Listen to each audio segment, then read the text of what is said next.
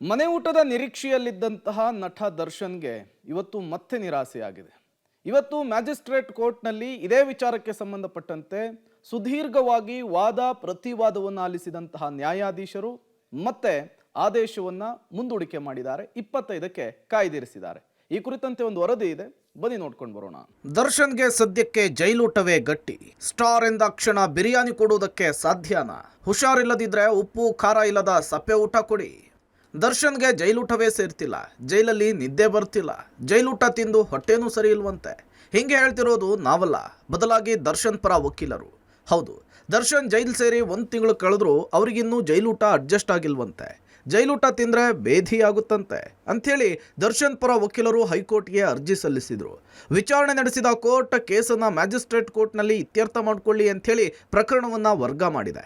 July 27ರ ಒಳಗೆ ಆದೇಶವನ್ನು ಪ್ರಕಟಿಸುವಂತೆ ಹೇಳಿತ್ತು.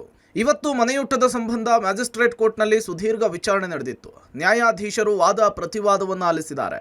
ದರ್ಶನ್ಗೆ ಮನೆಯೂಟ ನೀಡಲಿಕ್ಕೆ ಎಸ್ಪಿಪಿ ಆಕ್ಷೇಪ ವ್ಯಕ್ತಪಡಿಸಿದ್ದಾರೆ. ಜೈಲಿನಲ್ಲಿರುವ ಎಲ್ಲ ಆರೋಪಿಗಳು ಒಂದೇ, ಬಡವ ಶ್ರೀಮಂತ ಭೇದ ಭಾವ ಮಾಡುವಂತಿಲ್ಲ. ಆರೋಗ್ಯ ಸಮಸ್ಯೆ ಇದ್ರೆ ಮಾರ್ಗಸೂಚಿ ಪ್ರಕಾರ ಊಟ ಕೊಡಿ. ವರ್ಷ ಪೂರ್ತಿ ಮನೆ ಊಟ ಕೊಡಲಿಕ್ಕೆ ಸಾಧ್ಯವಿಲ್ಲ. ಜೈಲಿನಲ್ಲಿ 5,000 ಕೈದಿಗಳಿದ್ದಾರೆ. ಎಲ್ಲರನ್ನೂ ಒಂದೇ ದೃಷ್ಟಿಯಿಂದ ನೋಡಿ. ಸ್ಟಾರ್ ಅಂದ ತಕ್ಷಣ ನಿತ್ಯವೂ ಬಿರಿಯಾನಿ ಕೊಡೋದಕ್ಕಾಗುತ್ತಾ? ದರ್ಶನ್ಗೆ ಆರೋಗ್ಯ ಸಮಸ್ಯೆ ಇದ್ದಿದ್ದೇ ಆದರೆ ಉಪ್ಪು ಖಾರ ಇಲ್ಲದ ಸಪ್ಪೆ ಊಟವನ್ನು ಕೊಡಿ. ಬೆನ್ನುವು ಜ್ವರ ಇದ್ರೆ ಜೈಲಲ್ಲಿಯೇ ಚಿಕಿತ್ಸೆ ಕೊಡಿಸಿ.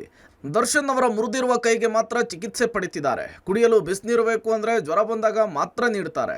ಅದನ್ನು ಬಿಟ್ಟು ಪ್ರತಿದಿನ ಸ್ನಾನ ಮಾಡ್ಲಿಕ್ಕೆ ಬಿಸಿನೀರು ಕೊಡ್ಲಿಕ್ಕೆ ಸಾಧ್ಯವಿಲ್ಲ. ಅನಾರೋಗ್ಯ ಇದ್ರೆ 15 ದಿನ ಮಾತ್ರ ವಿಶೇಷವಾಗಿ ಅವಕಾಶ ಕೊಡಬಹುದು ಅಂಥೇಳಿ ಎಸ್ಪಿಪಿ ವಾದ ಮಂಡಿಸಿದ್ರು. ವಿಚಾರಣಾಧೀನ ಕೈದಿಗೆ ಮನೆಯೂಟ ಪಡಿಲಿಕ್ಕೆ ಹಕ್ಕಿದೆ. ತಮ್ಮ ವೆಚ್ಚದಲ್ಲಿ ಊಟ ಪಡೆಯಲು ಅವಕಾಶವಿದೆ. ಆರೋಪಿ ಜೈಲಿನಲ್ಲಿರುವಾಗ ಮನೆಯೂಟ ಪಡಿಬಹುದು. ಇದು ವಿಚಾರಣಾಧೀನ ಕೈದಿಯ ಹಕ್ಕು. ಜೈಲಿನ ನಿಯಮಗಳಲ್ಲಿ ಇದರ ಉಲ್ಲೇಖ ಕೂಡ ಇದೆ. ಆರೋಪಿಗೆ ಕೆಲವೊಂದು ನಿಬಂಧನೆಗಳನ್ನು ಹೇಳಿ ಅವಕಾಶ ಕೊಡಿಸಬಹುದು. ತಮ್ಮದೇ ವೆಚ್ಚದಲ್ಲಿ ಇದನ್ನು ಪಡೀಲಿಕ್ಕೆ ಅವಕಾಶ ಇದೆ. ಕೊಲೆಯ ಆರೋಪಿಗಳಿಗೆ ವಿನಾಯಿತಿ ನೀಡಲಾಗಿದೆ. ಸೆಕ್ಷನ್ 30ರ ಪ್ರಕಾರ ಜೈಲಿನಲ್ಲಿರುವಂತಹ ಆರೋಪಿ ಮನೆ ಊಟ ಪಡಿಬಹುದು. ಇದಲ್ಲದೆ ಮನೆಯಿಂದ ಹಾಸಿಗೆಯ ವ್ಯವಸ್ಥೆ ಮತ್ತು ಪುಸ್ತಕಗಳನ್ನು ಹೊಂದುವ ಅವಕಾಶ ಇದೆ. ಈ ಎಲ್ಲ ಅವಕಾಶಗಳನ್ನು ಆರೋಪಿಗಳಿಗೆ ಒದಗಿಸಬಹುದು. ಮರಣದಂಡನೆ ಹೊಂದಿದ ಅಪರಾಧಿಗೂ ಕೂಡ ಕೆಲ ಅವಕಾಶ ಕೊಡಲಾಗಿತ್ತು. ಅಲ್ಲದೆ ದರ್ಶನ್ ಅವರು ಸಿನಿಮಾ ನಟರಾಗಿರುವ ಕಾರಣ ಅತಿ ಹೆಚ್ಚಿನ ಪ್ರಚಾರ ಸಿಗ್ತಿದೆ. ಹೀಗಾಗಿ ಜೈಲಿನ ಅಧಿಕಾರಿಗಳು ಮನೆಯ ಊಟವನ್ನು ನೀಡುವುದಕ್ಕೆ ನಿರಾಕರಣೆ ಮಾಡ್ತಿದ್ದಾರೆ. ಹಿರಿಯ ಅಧಿಕಾರಿಗಳು ಇದರಿಂದ ಹಿಂದೆ ಸರಿತಾ ಇದ್ದಾರೆ.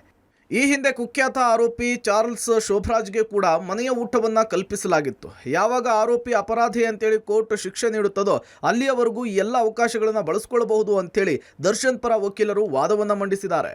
ಸದ್ಯ ವಾದ ಪ್ರತಿವಾದವನ್ನು ಆಲಿಸಿರುವಂತಹ ನ್ಯಾಯಾಧೀಶರು ವಿಚಾರಣೆಯನ್ನು ಜುಲೈ 25ಕ್ಕೆ ಮುಂದೂಡಿಕೆ ಮಾಡಿದ್ದಾರೆ. ಮನೆಯೂಟ ಸಿಗುತ್ತಾ ಅಥವಾ ಜೈಲೂಟವೇ ಗಟ್ಟಿನಾ ಅನ್ನೋದು ಗುರುವಾರ ಗೊತ್ತಾಗಲಿದೆ.